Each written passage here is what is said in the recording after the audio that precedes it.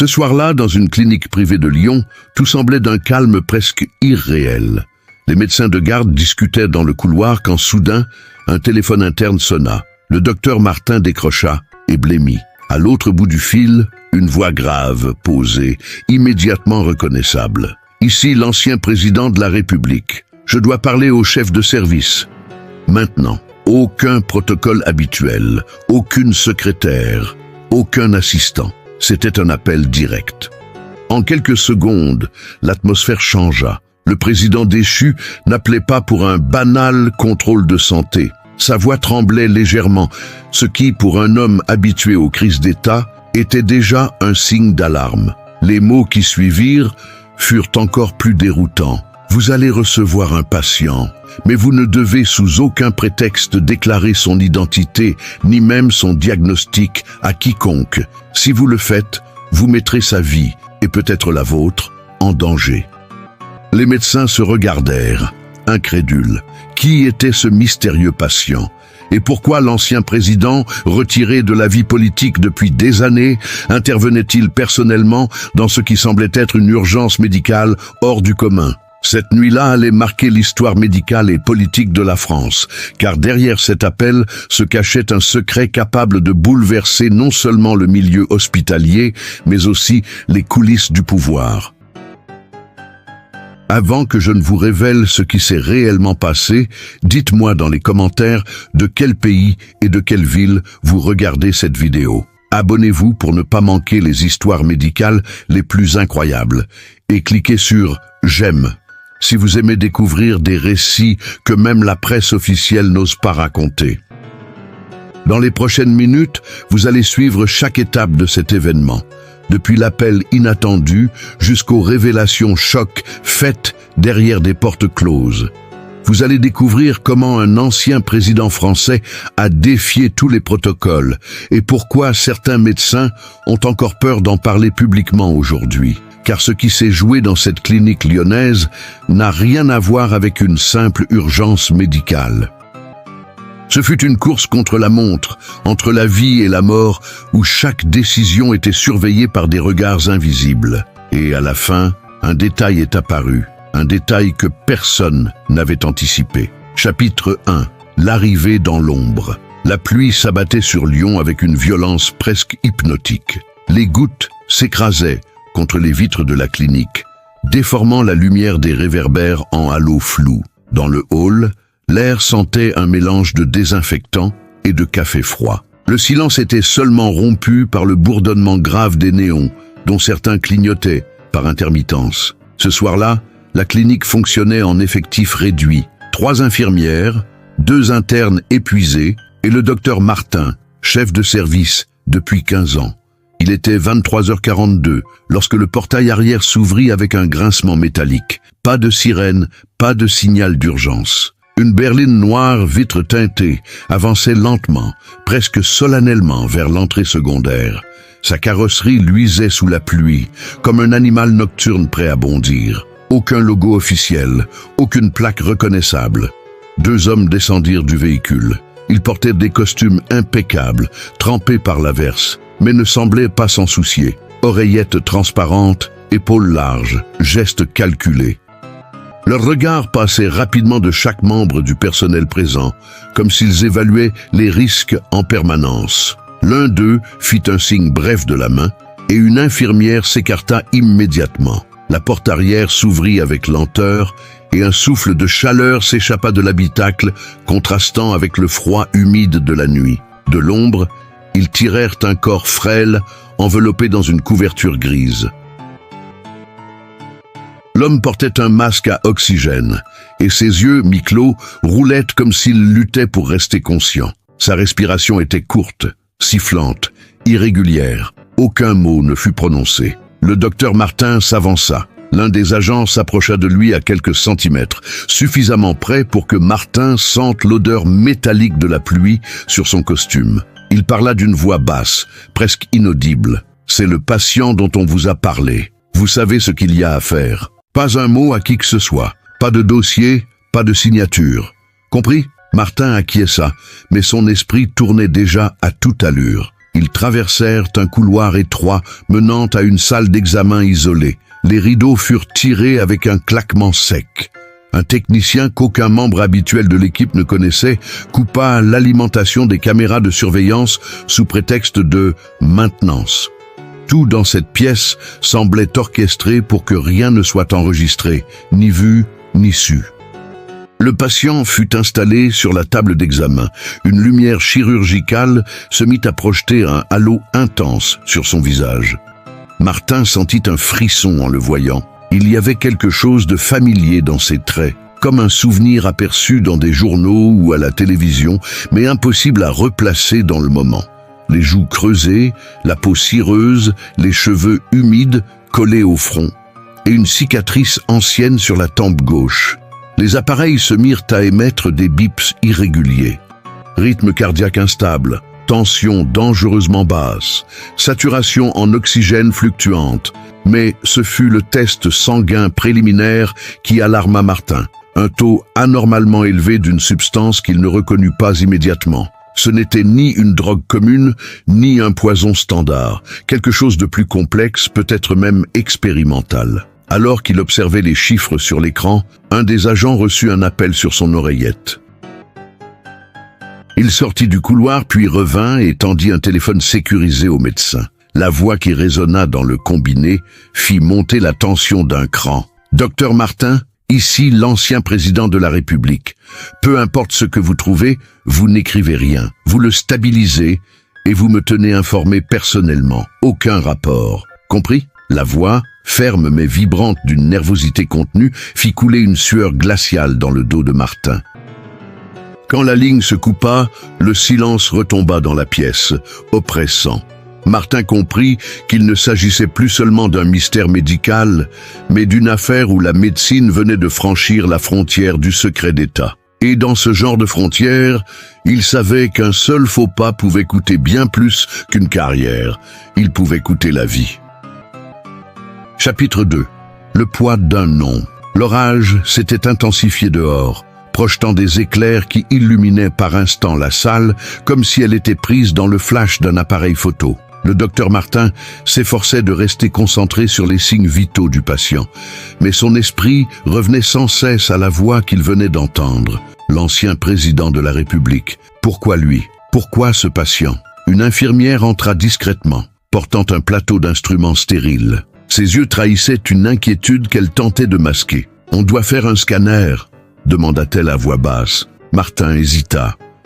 Un examen complet pourrait révéler des informations vitales, mais il savait que tout ce qu'il découvrirait entrerait dans une zone dangereuse. « Préparez-le », dit-il finalement. Mais au moment où elle allait sortir, un des hommes en costume se plaça devant la porte, imposant et immobile. « Aucun transfert, tout se fait ici », déclara-t-il. L'ordre était sec, sans appel. L'infirmière recula, le visage pâle. Martin prit une inspiration et commença un examen clinique détaillé. La peau du patient présentait de petites marques violacées sur le thorax, alignées de manière presque géométrique. Ce n'était pas un simple hématome. Cela ressemblait à des traces d'injection, mais pas à des points d'intraveineuse ordinaires. En palpant le crâne, il sentit une légère proéminence derrière l'oreille gauche. Un corps étranger, minuscule, semblait logé sous la peau. Une puce médicale, un implant expérimental. Le médecin sentit son estomac se nouer. Ce genre de dispositif n'était pas autorisé en France, sauf peut-être pour certaines personnalités bénéficiant de dérogations spéciales.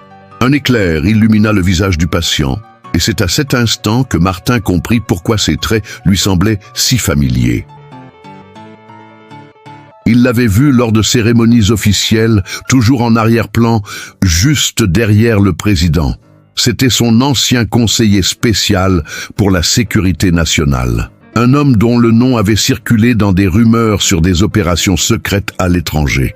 L'air sembla se figer dans la pièce. Si c'était bien lui, alors la situation dépassait de loin un simple cas médical. Ce patient portait probablement dans sa mémoire, et peut-être dans son corps, des informations que beaucoup tueraient pour obtenir. Martin fit signe à une infirmière de se rapprocher. « Écoutez-moi bien, ce que vous voyez ici, vous n'en parlez pas, même à votre famille, même pas un mot, compris ?» Elle acquiesça, ses mains tremblant légèrement. Le patient ouvrit soudain les yeux, fixant Martin avec une intensité presque effrayante. Ses lèvres bougèrent, mais aucun son ne sortit. Le médecin se pencha, et il crut entendre un murmure, un mot en anglais presque inaudible, « Blackbird ». Puis, ses yeux se fermèrent à nouveau, et les alarmes cardiaques se mirent à hurler. Les agents se précipitèrent, l'un d'eux plaquant sa main sur l'épaule de Martin. « Sauvez-le, mais souvenez-vous, ce que vous avez entendu n'existe pas. » À cet instant, Martin sut que la nuit ne ferait que s'assombrir, et qu'il était déjà prisonnier d'une vérité trop dangereuse pour être révélée. Chapitre 3. Le code Blackbird. Le silence qui suivit le mot Blackbird semblait plus lourd que le tonnerre dehors. Le docteur Martin sentait son cœur battre dans ses tempes. Ce n'était pas une hallucination, le patient l'avait bien dit. Mais pourquoi? Que signifiait ce mot? Était-ce un appel à l'aide ou un avertissement? L'un des agents en costume rompit le moment. « Reprenez les manœuvres de stabilisation », ordonna-t-il, le ton plus dur qu'avant. Martin fit signe à l'infirmière d'augmenter le débit d'oxygène pendant qu'il préparait une injection pour soutenir la tension artérielle. Chaque geste était rapide mais mesuré, car il savait que toutes les paires d'yeux dans la salle le surveillaient. Alors qu'il fixait les électrodes sur la poitrine du patient, Martin repensait à ses études en médecine militaire. Blackbird. C'était un nom de code utilisé dans certaines opérations classées très secret par l'OTAN. Il se souvenait avoir lu un dossier sur un projet expérimental américain dans les années 90, lié à la biologie humaine et au contrôle neurologique. Si ce lien était réel, alors ce conseiller spécial n'était pas seulement malade. Il portait peut-être dans son corps des modifications que peu de médecins au monde savaient reconnaître. Et si l'ancien président avait appelé personnellement, c'était peut-être pour empêcher que la vérité soit découverte par des mains non autorisées. Un bip prolongé interrompit ses pensées. Le rythme cardiaque du patient chutait à nouveau. Martin ordonna une injection d'adrénaline. Les muscles du patient se contractèrent violemment, puis retombèrent. Les yeux s'ouvrirent encore une fois, vitreux mais conscients. Les lèvres formèrent deux mots cette fois, dossier 17. Les agents échangèrent un regard presque imperceptible. L'un d'eux sortit discrètement du couloir, parlant à voix basse dans un combiné sécurisé. L'atmosphère devint encore plus oppressante, comme si chaque mot prononcé était pesé, filtré, analysé. Martin fit un effort pour rester concentré sur les soins, mais dans un coin de sa tête, il savait qu'il devait comprendre ce que signifiait dossier 17. Cela pouvait être un protocole médical ou le nom d'une opération clandestine. Et si c'était le cas, ce patient n'était qu'une pièce d'un puzzle bien plus grand. Pendant que l'infirmière réajustait le masque à oxygène, Martin glissa un petit enregistreur vocal dans la poche de sa blouse. Il n'avait jamais enfreint les règles de confidentialité médicale, mais cette nuit n'avait rien de normal. S'il ne laissait aucune trace, il savait que l'histoire disparaîtrait avec lui, si jamais quelque chose lui arrivait. Le patient, entre deux respirations sifflantes, agrippa faiblement le poignet de Martin. La force de cette prise, malgré l'état critique, fit comprendre au médecin que ces mots n'étaient pas le fruit du délire. Il essayait de transmettre un message vital, un message qui ne devait pas tomber dans les mauvaises mains. Et au moment où Martin allait lui répondre, la porte de la salle s'ouvrit brutalement. Deux nouveaux hommes, visiblement d'un autre service de sécurité, entrèrent avec une mallette métallique verrouillée. L'un d'eux déclara froidement « Nous reprenons la main. » « À partir de maintenant, docteur, vous n'êtes plus en charge. » Mais Martin savait ce n'était que le début. Chapitre 4. Les mains liées. Les deux nouveaux agents déposèrent la mallette sur une table métallique avec un bruit sec. L'un d'eux sortit d'une clé et l'ouvrit lentement, révélant à l'intérieur un ensemble d'instruments chirurgicaux d'une précision inhabituelle, ainsi que de petites fioles transparentes remplies d'un liquide ambré. Le docteur Martin reconnut immédiatement que ce matériel ne venait pas de l'hôpital. « Vous êtes relevé de vos fonctions sur ce patient », déclara l'un des hommes, d'un ton glacial. « Vous resterez disponible pour répondre à nos questions, mais vous ne toucherez plus à lui. » Martin, les poings serrés, comprit que toute protestation serait inutile et probablement dangereuse. Ils installèrent un écran opaque autour de la table d'opération, isolant totalement le patient du reste du personnel.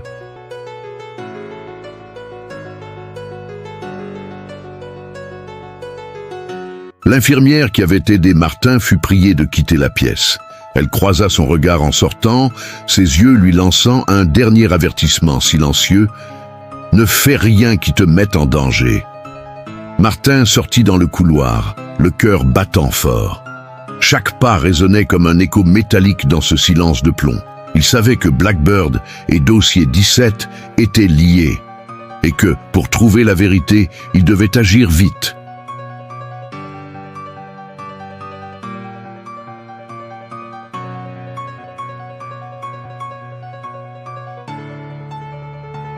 Mais il sentait aussi le poids des caméras de sécurité, et surtout celui des regards invisibles. Il se réfugia dans son bureau, alluma son ordinateur et tenta une recherche confidentielle dans des archives médicales internationales. Il entra Blackbird dans la base de données de l'OMS, puis dans celle de l'OTAN. Rien, ou plutôt des résultats supprimés, marqués d'un sceau rouge, accès restreint. Un frisson lui parcourut l'échine. Il tenta alors Dossier 17. Cette fois, il obtint un bref aperçu avant que l'écran ne devienne noir. Protocole expérimental de stimulation neurologique avancée. Classé secret défense, France. Quelques lignes à peine, puis un message d'erreur. Quelqu'un venait de couper sa connexion volontairement. La poignée de la porte de son bureau tourna lentement. Martin referma son écran d'un geste rapide. Un des agents entra, un sourire froid au coin des lèvres. « On voulait juste vérifier que tout va bien, docteur. » Vous comprenez, protocole de sécurité. Ses yeux balayaient la pièce comme un scanner, s'arrêtant un instant sur l'ordinateur encore chaud. Quand l'homme partit, Martin sut qu'il n'avait plus de temps. Il sortit discrètement un carnet de sa poche et nota en lettres capitales « Blackbird, Dossier 17, président ». Il déchira la page et la glissa dans la doublure de sa veste à un endroit que seul lui connaissait. Mais alors qu'il se préparait à retourner dans la salle, il aperçut son reflet dans la vitre du couloir. Et derrière lui, une silhouette immobile, à moitié dissimulée dans l'ombre. La personne recula dès qu'il se retourna. Était-ce un infirmier, un agent ou quelqu'un d'autre, infiltré ici pour les mêmes raisons que lui? À cet instant, les lumières du couloir clignotèrent et s'éteignirent brièvement. Quand elles se rallumèrent, un petit papier plié avait été glissé sous sa porte. Martin l'ouvrit et son sang se glaça. « Si vous voulez survivre, ne cherchez plus. » B. Chapitre 5. Les échos de l'ombre. Le billet anonyme brûlait presque entre ses doigts. Ne cherchez plus. C'était la menace classique, sèche et impersonnelle, mais l'initiale B l'intriguait. Était-ce l'un des agents, un membre du personnel infiltré, ou quelqu'un qui connaissait déjà Blackbird de l'intérieur? Martin sentit une montée d'adrénaline. Plus on lui interdisait de savoir, plus il devait comprendre. Il se rendit discrètement aux archives de la clinique. La pièce sentait le papier ancien et la poussière, un contraste avec le parfum clinique des couloirs. En feuilletant les registres d'admission, il chercha des entrées sans nom officiel, ce que les services secrets appellent des patients fantômes. Et il en trouva un. Admission 23h40, patient 00017, ordre direct Élysée. Aucun autre détail. Martin sortit alors un petit appareil qu'il gardait pour ses recherches personnelles. Un scanner de radiofréquence.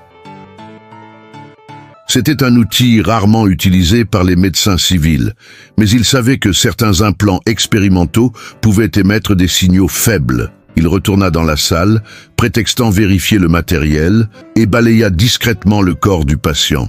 Un bip aigu retentit. L'implant derrière son oreille gauche émettait une fréquence codée, presque imperceptible. Martin enregistra le signal sur son téléphone crypté, sachant qu'il pourrait l'analyser plus tard. Mais au moment où il rangeait l'appareil, l'un des agents fit un pas vers lui, le regard dur. « Qu'est-ce que vous faites ?» demanda-t-il. « Vérification post-opératoire », répondit Martin avec un calme fin. De retour dans son bureau, il lança un programme de décodage. Les données captées par l'implant formaient une suite de chiffres et de lettres qui, une fois réarrangées, donnaient un nom. Opération Blackbird, Lima 17.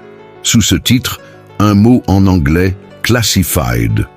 Mais il y avait aussi des coordonnées géographiques. Il tapa les coordonnées dans un moteur de recherche sécurisé. Le point correspondait à une petite île en Méditerranée, officiellement déserte, mais qu'il savait utiliser par certaines forces spéciales pour des essais à huis clos. Si le patient venait de là, alors il avait probablement été soumis à des procédures interdites sur le territoire français. Martin pensa au coup de téléphone du président. Ce n'était pas seulement pour sauver un homme influent, c'était pour éviter qu'un scandale d'État éclate si le public apprenait ce qui s'était passé sur cette île. Peut-être même que Blackbird impliquait plusieurs pays. Alors qu'il réfléchissait, son téléphone personnel vibra. Un numéro masqué. Il hésita puis décrocha. Une voix grave, sans accent. « Vous jouez avec votre vie, docteur. Dossier 17 n'appartient pas à la France seule. Restez en dehors, ou vous disparaîtrez comme les autres. » La ligne se coupa net. Il resta quelques secondes immobile, le souffle court. Puis il rangea ses notes et les dissimula dans un compartiment secret derrière une étagère. Il savait que quelqu'un viendrait fouiller son bureau bientôt, mais il décida que, coûte que coûte, il découvrirait la vérité, même si cela signifiait suivre la piste jusqu'à cette île interdite. Au même moment, à l'autre bout du couloir, le patient ouvrit les yeux dans un sursaut. Ses lèvres murmurèrent encore une fois Blackbird, mais cette fois, il ajouta un mot en français, trahison. Martin comprit qu'il n'avait plus affaire à un simple mystère médical, mais à un complot capable de faire tomber des gouvernements entiers. Chapitre 6, l'ombre hors des murs. Le lendemain matin, Martin quitta la clinique plus tôt que d'habitude. Le ciel était gris, chargé d'une pluie fine qui effaçait les contours de la ville. Il espérait que cette atmosphère lourde lui offrirait un peu d'anonymat, mais dès qu'il franchit les grilles, il sentit cette sensation familière et désagréable. Il n'était pas seul. Dans le reflet des vitrines, il aperçut une berline noire garée à quelques mètres derrière lui. Les vitres teintées ne laissaient rien voir de l'intérieur, mais le moteur tournait au ralenti. Martin ralentit le pas, observa discrètement, et la voiture avança aussi. Ce n'était plus un doute, on le suivait. Il décida de tester la filature.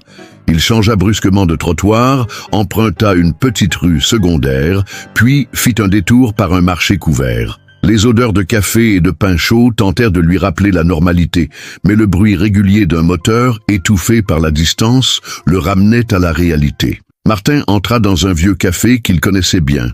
Il choisit une table près du fond, dos au mur, avec vue sur l'entrée. Quelques minutes plus tard, un homme en imperméable sombre entra, fit semblant de consulter le menu, puis sortit sans rien commander. Son téléphone vibra à ce moment précis. Numéro inconnu. « On vous voit, restez calme. » Une sueur froide coula le long de sa nuque.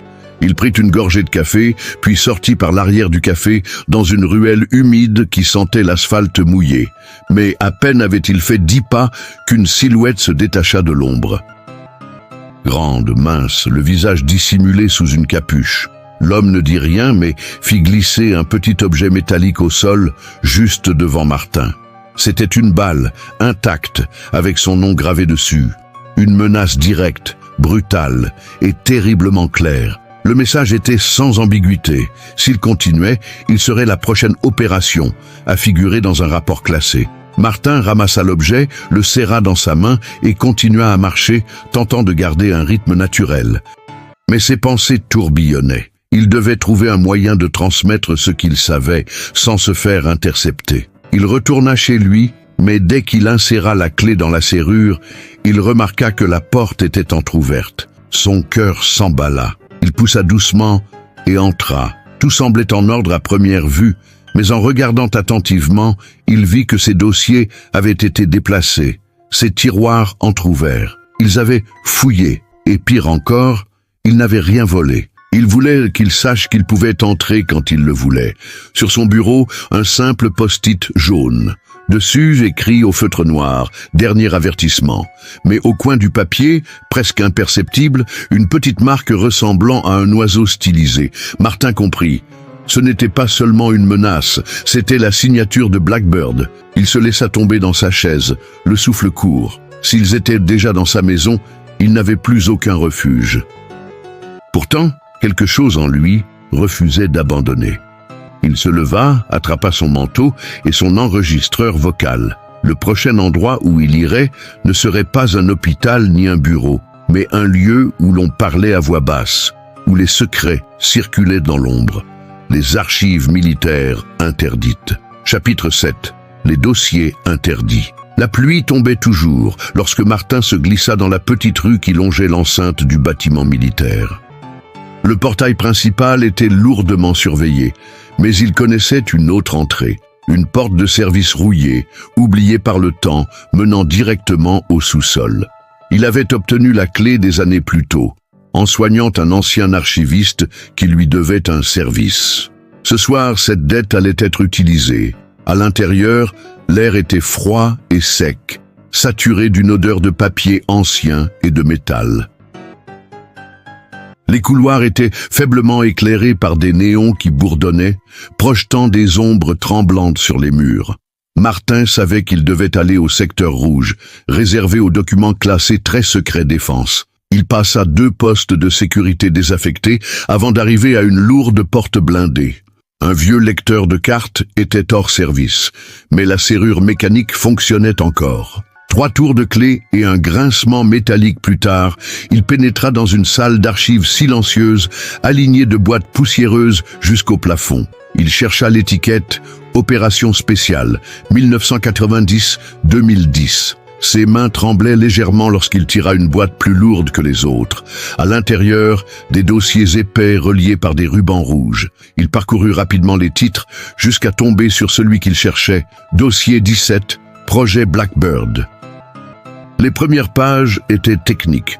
Diagrammes neurologiques, schémas d'implants cérébraux, protocoles de stimulation électrique. Mais en avançant, il découvrit des rapports cliniques sur des sujets humains. Certains noms étaient effacés, remplacés par des codes. Les mentions décès revenaient trop souvent avec des causes vagues, arrêt cardiaque imprévu, complications neurologiques, suicide. Plus loin, un rapport daté de 5 ans mentionnait une phase internationale du projet. Les essais avaient quitté le territoire français pour une île méditerranéenne, exactement celle que les coordonnées du patient avaient indiquées. Là-bas, le protocole avait été intensifié. Augmentation des doses électriques, ajout de substances expérimentales, suppression totale de la mémoire récente des sujets. Mais la page qui lui glaça le sang fut un rapport codé B42 signé par un nom familier, l'ancien président de la République. Il y autorisait la poursuite des expériences malgré un taux de mortalité jugé acceptable dans le contexte stratégique. À la fin du document, un paragraphe manuscrit notait « Sujet L17 montre une résistance exceptionnelle. Possible application sur agents gouvernementaux de haut rang. » Martin comprit que le patient dans son hôpital n'était pas un simple conseiller, mais probablement le sujet L17. Celui qui avait survécu là où tous les autres étaient morts. Blackbird n'était pas seulement un code. C'était le nom de l'implant et du protocole qui permettait de manipuler les fonctions cérébrales. Il glissa son téléphone dans la poche intérieure et photographia rapidement plusieurs pages. Mais un bruit métallique retentit dans le couloir. Des pas lourds, réguliers, approchaient. Les néons grésillèrent, puis s'éteignirent, laissant la salle dans l'obscurité totale. Martin serra les dossiers contre lui, cherchant à refermer la boîte. La porte blindée s'ouvrit brusquement. Une silhouette se découpa dans l'encadrement, éclairée par la lumière du couloir. Ce n'était pas un soldat, mais un homme en costume sombre, tenant une arme équipée d'un silencieux. Sa voix résonna dans la pénombre. « Vous avez vu trop de choses, docteur. » Chapitre 8. La mort feinte. L'homme en costume avançait lentement, son arme parfaitement stable. Dans le silence tendu de la salle d'archives, Martin pouvait entendre le léger frottement du métal contre le cuir du holster. Son cerveau travaillait à toute vitesse. S'il tentait de fuir maintenant, il serait abattu avant d'atteindre la porte. Il lui fallait une solution immédiate. Son regard balaya la pièce, cherchant une issue ou un objet utile. Sur une étagère basse, il aperçut une boîte médicale oubliée, une trousse de premiers secours militaires. En quelques secondes, un plan insensé prit forme dans son esprit. Il se souvenait d'une technique apprise en formation. Une injection précise de chlorure de potassium pouvait provoquer un arrêt cardiaque temporaire si administré avec minutie. L'homme en costume parla, brisant le silence. « Donnez-moi le dossier et je vous promets une mort rapide. » Sa voix n'avait aucune émotion. Martin fit semblant d'hésiter, leva légèrement les mains, et en même temps, ses doigts trouvèrent dans sa poche la petite seringue pré-remplie de la trousse. Il s'injecta le contenu dans la veine du poignet, sous le couvert d'un geste anodin. Quelques secondes plus tard, une douleur sourde envahit sa poitrine, puis sa vision se rétrécit en un tunnel sombre. Il sentit ses jambes céder et s'effondra au sol, le dossier encore serré contre lui. L'homme s'approcha, lui donna un léger coup de pied pour vérifier. Aucun mouvement. Il se pencha, prit le pouls, rien. Un petit sourire se dessina sur son visage. Problème réglé. Il récupéra le dossier dans les mains de Martin, mais ne fouilla pas ses poches, convaincu que l'homme étendu devant lui n'était plus qu'un cadavre. Quand la porte blindée se referma derrière lui, Martin compta mentalement. 30 secondes, 40. Une minute plus tard, son cœur recommença à battre faiblement, puis plus fort. Ses doigts picotaient, ses muscles étaient engourdis, mais il était vivant. Il rampa jusqu'à un coin sombre de la salle, ouvrit discrètement un conduit d'aération bas et s'y glissa, tirant la grille derrière lui. Le métal froid collait à sa peau humide, et l'espace étroit rendait chaque mouvement pénible. Mais il savait que c'était sa seule chance. À travers les parois du conduit, il entendit l'homme en costume parler à quelqu'un par téléphone. Le docteur Martin est neutralisé. Le corps sera récupéré plus tard. Assurez-vous que L-17 ne parle pas. Ces mots confirmèrent ce qu'il redoutait. Il ne voulait pas seulement l'éliminer, mais aussi effacer toute trace du patient. Après plusieurs minutes dans l'obscurité suffocante du conduit, Martin trouva une sortie menant à une ruelle derrière le bâtiment. L'air froid de la nuit le frappa comme une gifle, mais c'était aussi la sensation la plus précieuse, la liberté, temporaire, mais réelle.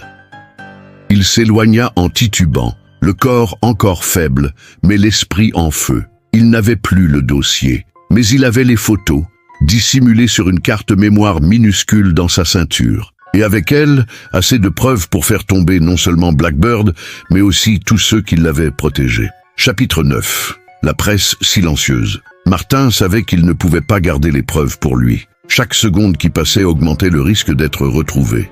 Dans son carnet mental, un nom revint, Jean-Baptiste Lefebvre, journaliste d'investigation connu pour ses enquêtes sur la corruption politique.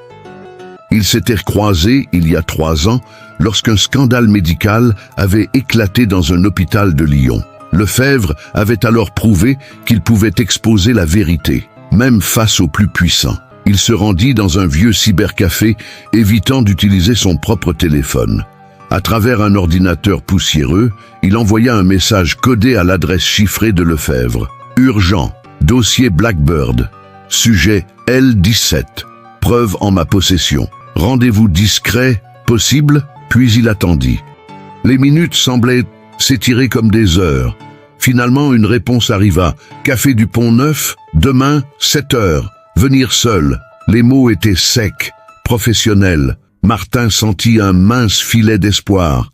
S'il pouvait transmettre la carte mémoire, il y avait encore une chance de sauver le patient et de faire éclater le scandale. Le lendemain matin, il arriva en avance. Le café sentait le pain grillé et le café noir fraîchement moulu. Assis au fond, Lefebvre portait son éternelle veste en tweed. Mais dès que Martin s'approcha, quelque chose clochait. L'homme évitait son regard et gardait sa main sous la table, comme s'il tenait quelque chose. Ils échangèrent quelques phrases banales, puis Martin glissa discrètement la carte mémoire sur la table, cachée sous un petit carnet. Lefebvre posa sa main dessus, mais ses yeux étaient étrangement vides. C'est à ce moment-là que Martin remarqua un minuscule écouteur dans son oreille gauche. Quelqu'un l'écoutait.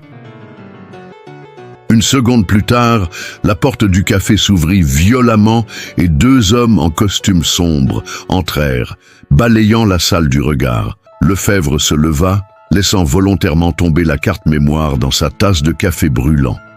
La preuve disparut instantanément dans le liquide noir. Martin comprit qu'il avait été piégé. Sans réfléchir, il renversa la table pour créer une diversion et se précipita vers la sortie arrière du café. Les 2 hommes le suivirent, mais il réussit à disparaître dans un marché voisin, se mêlant à la foule. Son cœur battait comme un tambour de guerre. Lefebvre, l'un des rares en qui il croyait pouvoir faire confiance, travaillait désormais pour eux. Accroupi derrière un étal de légumes, Martin reprit son souffle. Tout devenait clair. Blackbird avait infiltré non seulement la politique et l'armée, mais aussi la presse. Les journalistes les plus respectés pouvaient être contrôlés, achetés ou menacés. Exposer la vérité depuis la France était devenu impossible. Il pensa alors à une solution plus radicale. Quitter le pays. Si les preuves ne pouvaient pas être diffusées depuis Paris, elles pourraient l'être depuis l'étranger. Des contacts à Genève, Berlin ou Londres pourraient encore être fiables. Mais cela signifiait traverser la frontière, et il savait qu'il serait surveillé à chaque point de sortie. Alors que le soleil déclinait derrière les toits de la ville, Martin prit une décision irréversible. Il n'allait plus jouer en défense. Désormais, il allait frapper en plein cœur du réseau Blackbird. Et il commencerait par trouver qui, au sommet, tirait réellement les ficelles du dossier 17. Chapitre 10. La dernière frontière. La nuit était glaciale lorsque Martin atteignit les abords de la frontière franco-suisse. Les montagnes se découpaient en ombres massives sous une lune blafarde. Il avait choisi un passage secondaire, loin des postes officiels, guidé par un vieil ami contrebandier. Mais il savait que Blackbird avait des yeux partout et que cette route n'était pas sans danger. Alors qu'ils approchaient d'un petit pont en bois traversant un torrent, des phares apparurent derrière eux. Trop proches, trop rapide. Le moteur d'un véhicule tout-terrain rugissait, déchirant le silence nocturne. Martin sentit l'adrénaline inonder son corps. Il n'avait plus d'armes, seulement un petit sac contenant un duplicata de la carte mémoire, cette fois dissimulé dans la semelle de sa chaussure. Le contrebandier cria « Courez !» et s'élança sur le pont. Martin le suivit, mais une rafale de balles éclata les planches derrière eux. Les détonations résonnaient entre les falaises. Une lumière aveuglante d'un projecteur fixait chaque mouvement. Il pouvait entendre les voix des poursuivants. « Ne le laissez pas passer la rivière !» Arrivé au milieu du pont, une explosion sèche retentit. Les planches cédèrent sous l'impact. Martin plongea dans l'eau glaciale. Le choc coupa sa respiration et l'emporta dans un courant violent. Il lutta pour garder la tête hors de l'eau, ses muscles paralysés par le froid. Derrière lui, des silhouettes armées scrutaient la surface, mais la rivière l'avait déjà entraîné trop loin. Il s'accrocha à une branche dérivant près de la rive et se laissa porter jusqu'à un petit recoin rocheux. Tremblant, haletant, il s'adossa contre la paroi humide. Il savait qu'il n'était pas en sécurité, mais au moins, il avait franchi la frontière invisible. Il était désormais en territoire suisse. Quelques heures plus tard, dans un chalet isolé prêté par un contact local, Martin alluma un téléphone satellitaire. La première personne qui l'appela ne fut pas un journaliste, mais le patient lui-même, sujet L17. Il avait réussi, grâce à un médecin complice, à le faire transférer discrètement hors de l'hôpital. La voix de L17 était faible, mais lucide. « Docteur, vous ne comprenez pas, dit-il entre 2 respirations sifflantes.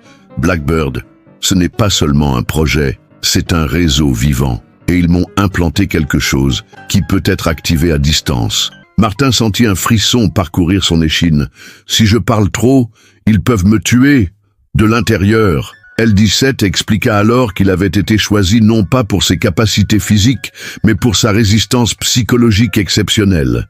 Les expériences n'avaient pas seulement modifié ses fonctions cérébrales, mais aussi créé une liaison neurochimique qui pouvait influencer ses décisions, et même ses souvenirs. Il ajouta d'une voix basse, « Et vous, docteur, vous avez été exposé aussi lors de notre première rencontre. » Martin resta silencieux, choqué. La révélation était un coup de tonnerre. Peut-être que chaque choix qu'il avait fait depuis ce jour n'était pas entièrement le sien. Peut-être que sa fuite, ses décisions, même sa confiance envers certaines personnes avaient été influencées. L17 conclut « Si vous voulez vraiment arrêter Blackbird, il faudra accepter que vous n'êtes plus entièrement vous-même. » La ligne se coupa brusquement. Martin resta seul dans le chalet, le sac trempé à ses pieds. Dehors, la neige commençait à tomber, étouffant le monde dans un silence épais. Il savait que la bataille venait seulement de commencer. Et quelque part, dans l'ombre des Alpes, Blackbird continuait à observer. Pendant des semaines, aucun média officiel ne parla plus de Blackbird, du sujet L17 ou du docteur Martin. Les rares journaux indépendants qui tentèrent d'aborder le sujet publièrent des articles vagues, sans preuves tangibles, comme si tout avait été effacé de la mémoire collective. Mais ceux qui avaient vu ne pouvaient pas oublier. Martin disparut peu après sa fuite vers la Suisse. Certains disent qu'il vit désormais sous une fausse identité, continuant à enquêter. D'autres prétendent qu'il a succombé à l'influence invisible du programme, devenant une pièce de l'échiquier qu'il voulait détruire. Quant au sujet L17, nul ne sait s'il respire encore, ou si son esprit appartient déjà entièrement à Blackbird. Ce qui reste, c'est une vérité glaciale. Dans les couloirs feutrés du pouvoir, la médecine n'est pas toujours faite pour sauver. Parfois, elle devient une arme, silencieuse, précise, implacable. Et dans ce jeu d'ombre, ceux qui détiennent la vie détiennent aussi la mort.